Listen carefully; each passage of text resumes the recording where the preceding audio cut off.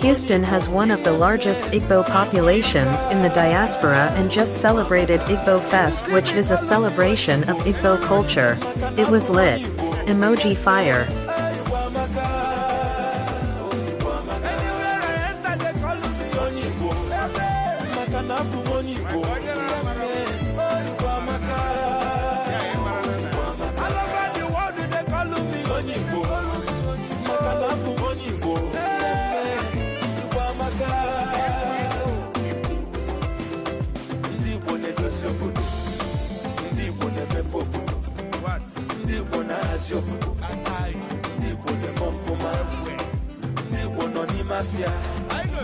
Igbo na diaspora, Igbo na entertainment, Igbo na government.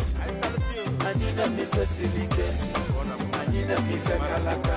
Anywhere you went, I will take you. I walk, I never see beautiful people.